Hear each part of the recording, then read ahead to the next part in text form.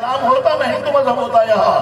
اگر یہ حضرات سمجھ گئے جی بالا کوٹ کی پہاڑیاں ہمارے ہندو بھائیوں نے ماشاءاللہ کندھے سے کندھا ملا کر چونکہ انسانیت کا سبق پڑھاتے ہیں. حضرت جو ہے تمام طبقات سے بالکل اسی طرح سے تعلقات رکھتے ہیں. کوئی بھی طبقہ ہو سب لوگوں نے الحمدللہ حضرت کے مشن کو سمجھا ہے.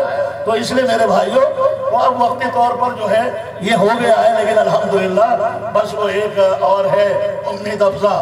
ہم نے ایک جگہ سنا ہے ایک جگہ معاملہ ہوا تھا سمجھ گئے کچھ ظالموں نے اس طرح وہ کیا تھا خون میں نہا گیا تھا وہ علاقہ.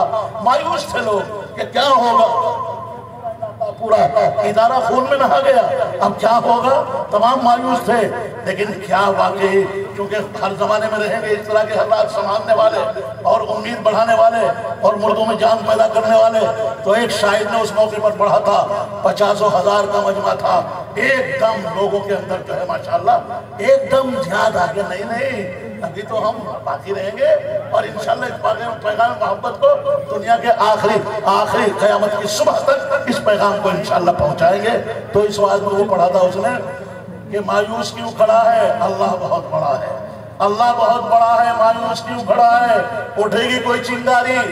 وہ جو ظلم کر رہے ہیں نا کوئی بھی ہو کسی طبقے کے ہو سمجھ گئے ہمارے ہندو بھائی بھی بہت بڑی اکثریت ادھکتا ہے جو الحمدللہ برداشت نہیں کرتے سمجھ گئے. اس لیے کہ اپنے شریر میں بھی اگر کوئی تھوڑا نکل آئے اگر وہ پٹی سے نہیں ڈریسنگ سے وہ میڈیسن سے نہیں وہ صحیح ہو رہا ہے ڈریسنگ سے نہیں صحیح ہو رہا ہے تو تیسرے نمبر پر آپریشن اپنے جسم میں ہی لگانا پڑتا ہے اگر اپنے جسم کو بچانا ہے ورنہ کینسر ہو جائے گا سمجھ گئے اور وہ سیپٹک ہو جائے گی.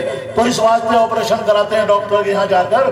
تو کوئی اللہ خدا کا شکر ہے ہر مذہب کے اندر یہ ہے کہ انسانیت کو باقی رکھنا ہے تو اپرادھ کوئی بھی کرے سمجھ گئے اسے سمجھاؤ بجھاؤ اگر سمجھانے بجھانے نہیں تو پھر آپریشن ہے.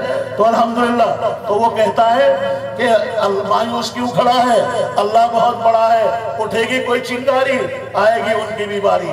سمجھ گئے اللہ کو کیا کرنا پڑتا ہے اشارہ کرنا پڑتا ہے کوئی فوج تھوڑا ہی بھیجنی پڑتی ہے. دیکھو زیر و زبر ہو گئی علاقے حکومتیں کوڑے کباڑ کی طرح بکھر گئی پوری تاریخ بھری پڑی ہزاروں واقعات ہزاروں تاریخیں. تو مایوس کیوں کھڑا ہے اللہ بہت بڑا ہے. بس یہ ذرا سا اشارے کے طور پر کہ کیا دریا کو پیالے میں بھر کے رکھا ہے اس نے شاعر نے. اب وہ کہتا ہے وہ دیکھ سگلاخ وادیوں میں اگر کچھ نظر ہے ارے کیا قربانی دی ہے ہم لوگوں نے سمجھ گئے. ارے ہو گیا تو امتحانات آزمائشیں تھوڑی سی پریشانی کے اندر اللہ نے ہزاروں آسانیاں چھپا کے رکھی ہے.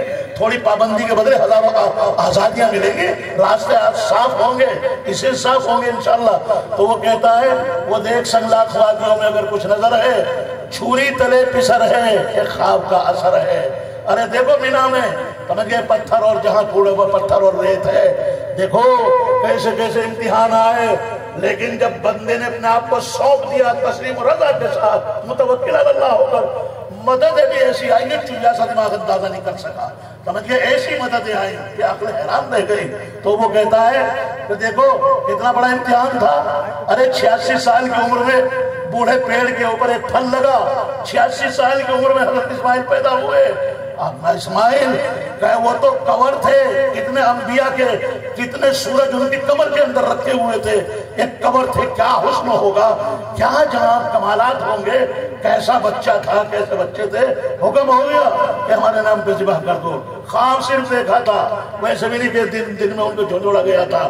اور بچہ بھی کیسا جیسے پیڑ ہوتا ہے ایسے پھل بھی ہوتا ہے. وہ کہتا ہے یا بتی فلما تو عمر ابا جی جلدی اللہ کا جو حکم ہے فوراً اس حکم کو لاگو کرو اس کا اجرا کرو. اور بس جب لٹایا جا رہا ہے پیترا بتا رہا ہے وہ بچہ کہہ رہا ابا جی ایسا کرو ایسے لٹاؤ یہ چہرہ سامنے نہ رہے کئی شفقت فطری جوش میں نہ آ جائے اور اعلاء کلمت اللہ جو ہے وہ مفقود نہ ہو جائے جو مطلب اللہ کا حکم ہے وہ مطلب یہ کہ وہ نہ ہو جائے.